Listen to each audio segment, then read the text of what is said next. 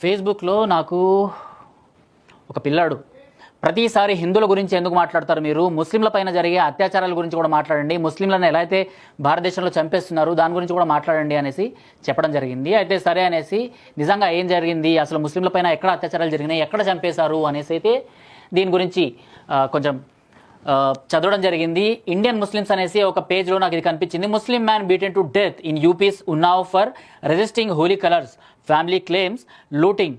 అంటే Muslim man ఎవరైతే ఉన్నాడో సో అతన్ని హిందువులు హోలీ రంగులు చల్లుతూ ఆయన పైన పిడిగుద్దులు గుద్దుతూ చంపేశారు అనేసి, అండ్ వీళ్ళకి సంబంధించిన ఫ్యామిలీ వాళ్ళు అయితే చంపేయడమే కాదు అతని దగ్గర ఉన్న డబ్బులు కూడా కొట్టేశారు అనేసి అయితే వీళ్ళు చెప్పుకొని రావడం జరిగింది. అయితే అసలు ఏం జరిగింది అన్నది ఫ్యాక్ట్ చెక్. ఒక Maktoob media and Islamist claim Muslim man was beaten to death by Hindus for resisting Holi colours in Unnao, post mortem reveals cardiac arrest and no sign of injury అనేసి ఇంకొక ఫ్యాక్ట్ చెక్ నాకు కనిపించింది. అంటే ఏదైతే హోలీ రంగులు చల్లడంతో పిడిగుద్దులు గుద్దడము ఇదంతా జరిగిందో సో అప్పుడు ఈయన చనిపోయాడు అనేసి ఏదైతే చెప్పుకొని వచ్చిండ్రో దాంట్లో నిజం లేదు అనేసి పోలీసులు కూడా కొంతమంది చెప్పడం జరిగింది. కాకపోతే ఆయనకి వెంటనే గుండెపోటు రావడం, అంటే ఈ గొడవ ఎప్పుడైతే జరుగుతుందో ఈయన ఆటోలో, అంటే ఈయన పేరు షరీఫ్, ఈయన 45 years.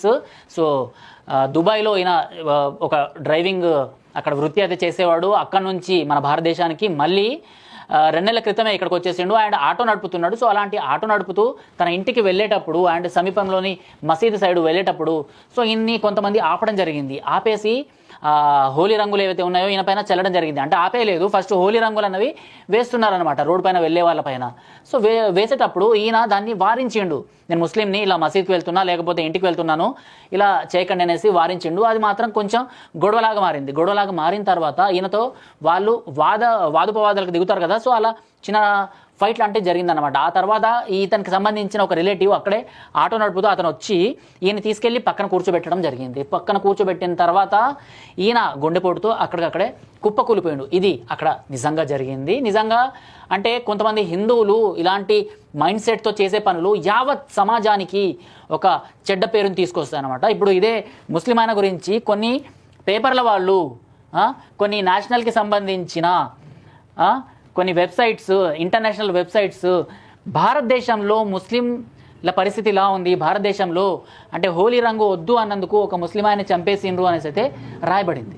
అండ్ ఈ ఏదైతే మక్తూబ్ మీడియా అనేసి ఏదైతే ఒక వెబ్సైట్ ఉందో ఒక న్యూస్ ఆర్టికల్ అయితే రాసింది. 48-year-old Muslim man was brutally assaulted and killed by Hindu mob while his way to mask in Uttar Pradesh ఉన్నావ్ గురించి మనందరికీ తెలిసిందే. ఇంతకుముందు కూడా అక్కడ ఇది పేపర్లో అండ్ న్యూస్లో అయితే ఉన్నావు అనేసి ఇంతకుముందు చాలానే వినిపించింది. అయితే ఈ చనిపోయిన అతనికి సంబంధించిన ఫోటో అండ్ ఇదంతా ఇంటర్నేషనల్ లెవెల్కి వెళ్ళిందన్నమాట. అంటే ఇలాంటి చేసే కొన్ని పనులు వాళ్ళకు, అంటే ముస్లింలకు కొన్ని మత ఆచారాలు ఉంటాయి, దాని ప్రకారమే వాళ్ళు చేస్తుంటారు. వాళ్ళు రంగు అన్నవి ఇలాంటివి చల్లుకోవద్దు అది ఇది అనేసి వాళ్ళ దాంట్లో ఉంటుంది. సో వాళ్ళకి రెస్పెక్ట్ ఇచ్చి విడిచిపెట్టడం పోయి వాళ్ళపైన కూడా ఇలాంటి అటాక్స్, వాళ్ళపైన కాదు చాలామంది హిందూ లేడీస్ పైన కూడా అండ్ ముస్లిం వాళ్ళ పైన కూడా వాళ్ళు ఏమన్నారు కదా అనేసి ఈ రంగుల్ని చల్లడము ఇలాంటివన్నీ చేయడం అయితే ఈ మధ్యలో కొంచెం ఫ్యాషన్గా మారిపోయింది. అంటే ఎవరేమంటారు, మమ్మల్ని ఎవరు ఆపుతారు అనేసి. బట్ వీళ్ళు చేసిన ఏదైతే పని ఉందో ఇది చెడ్డ పేరు అయితే తీసుకొచ్చింది అండ్ యావత్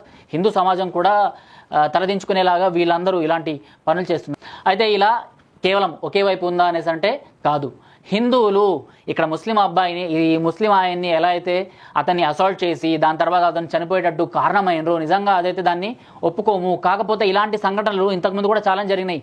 వినాయక నిమజ్జనం జరుగుతున్నప్పుడు, లేకపోతే దుర్గామాత నిమజ్జనం జరిగేటప్పుడు, లేకపోతే శ్రీరామనవమికి సంబంధించిన ర్యాలీ, బజరంగ దళకి సంబంధించిన ర్యాలీ, లేకపోతే ఏ ర్యాలీస్ అయినా కూడా హిందూ పండుగలు చేసుకుంటున్న ప్రతిసారి కూడా హిందువుల పండుగలపైన, హిందువుల లేడీస్ పైన రాళ్ళు రువ్వటము, లేకపోతే పెట్రోల్ బాంబ్స్ వేయటము, వాళ్ళ పండుగలు జరుపుకోకుండా వాళ్ళందరినీ ఆపడము, ఇలాంటివన్నీ అయితే భారతదేశ వ్యాప్తంగా కాదు ప్రపంచవ్యాప్తంగానే చాలానే ఉన్నాయి. ఇది నేను మీకు ఒక 3 ఎగ్జాంపుల్స్ చూపిస్తాను. ఆ 3 ఎగ్జాంపుల్స్ ఏంటంటే, సో ఇక్కడ ఇంకోటి మనకు కనిపిస్తుంది, ఇది 2023కి సంబంధించింది. From threatening to hurling stones, అంటే ఇంతకుముందు థ్రెటనింగ్ చేసిండ్రు, దాని తర్వాత స్టోన్ పెల్టింగ్ చేసిండ్రు. సో ఇదంతా జరిగింది, ఇది 2023లో జరిగిందన్నమాట. హోలీ ఎవరైతే జరుపుకుంటున్నారో వాళ్ళపైన జరిగిన గొడవ ఇది. సో అటు సైడ్ నుంచి ఈ స్టోన్ పెల్టింగ్ అనేది జరిగింది అనేసి. 2025 సో ఈ ఇయర్కి సంబంధించిన 2 ఉన్నావో Mohammed Arif stomps into the house of a Hindu man testing DJ for Holi issues death threats to him and his family. Okay, so ఈ ఎవరైతే ఉన్నాడో మొహమ్మద్ ఆరిఫ్ అనే ఆయన, సో ఆయన ఎవరైతే హోలీని సెలబ్రేట్ చేసుకోవడం కోసం డీజేని ప్లే చేయడానికి అది సరిగ్గా వర్క్ చేస్తుందా లేదా అనేసి టెస్ట్ చేస్తున్నప్పుడు వచ్చి ఇలాంటివన్నీ అంటే మాట్లాడుకోవడానికి మాటలు మాట్లాడి అండ్ చంపేస్తామనేసి ఇలాంటి డెత్ సెంటెన్స్ మాటలు ఈయన మాట్లాడడం జరిగింది. ఇది కూడా ఇక్కడ జరిగింది. And Holi under attack by Islamist 29 incidents of attacks of Hindus during Holi festival just in last 4 years. 4 సంవత్సరాల క్రితం నుంచి మొత్తం భారతదేశ వ్యాప్తంగా కేవలం హోలీ రోజునే 29 అంటే ఎవరైతే హోలీ జరుపుకుంటున్నారో, ఇందాక నేను మాట్లాడినాను కదా అదొక సీన్ ఇది. సో ఇలాంటివన్నీ జరిగినాయి. అంటే ఇస్లామిస్ట్లో కూడా ఎవరైతే ఈ రాడికల్స్ ఉంటారో, ఈ రాడికల్స్ హిందూ పండుగలు వచ్చేసరికి సో వాళ్ళని పండుగలు జరుపుకోనియకుండా అండ్ ఈ ముస్లిం మెజారిటీ ఏరియాస్ ఏవైతే ఉంటాయో ఆ ఏరియాస్లో హిందువులకు అసలు హక్కులే లేదన్నట్టు వీళ్ళు మాట్లాడుతుంటారనమాట. సో ఏదో ఒకటి అక్కడ జరిగింది. బట్ దానికైతే మేము ఇక్కడ అంటే చింతిస్తున్నాము. అక్కడ ఏదైతే ప్రాణం పోయిందో ఆ షరీఫ్ అనేసి ఆయనది, సో దానికైతే చింతిస్తున్నాము. బట్ అలాంటివే సంఘటనలు చాలానే ఇక్కడ భారతదేశ వ్యాప్తంగా 29 జరిగినాయి ఓన్లీ హోలీ రోజున, అది కూడా 4 సంవత్సరాలు. మరి దీనిపైన ఆన్సర్లు ఎవరు ఇస్తారు? అంటే మతం అన్నది రాడికలైజేషన్ని పెంచి పోషిస్తుంది అన్నదానికి నిజమైన నిదర్శనం అయితే మనకి ఇక్కడే కనిపిస్తుంది. సో హిందుత్వం ప్రకారం ఏదైతే మనకు కల్చర్ ఉంటుందో హిందూ ధర్మం ప్రకారం, సో వాటిని మనము అనుగుణంగా ఈ హోలీ సెలబ్రేషన్స్, వేరే వేరే సెలబ్రేషన్స్ ఇవన్నీ మనం జరుపుకుంటూనే ఉంటాము. బట్ కొంతమందికి అవి నచ్చకుండా మాకు ఇలాంటివన్నీ వినిపించకూడదు, లేకపోతే రాయచోటికి సంబంధించిన విషయం తీసుకుందాం, ఇప్పటికీ మనం చాలా వీడియోస్ చేసినాం దానిపైన. సో ఇలాంటివన్నీ మాకు నచ్చవు, సో మా ధర్మం అసలు మా మతం ఇలాంటివన్నీ వినదలుచుకోలేదు, సో మీరు మా మసీదు ముందు నుంచి వెళ్ళకండి, లేకపోతే ఇలాంటివి డీజే సాంగ్స్ ప్లే చేయకండి, ఇలాంటివన్నీ చెప్తూ ఇలాంటి అటాక్స్ అన్నవి బ్రూటల్ అటాక్స్ చాలా ఘోరంగా కొంతమంది చనిపోయారు కూడా ఈ పండుగల్లో.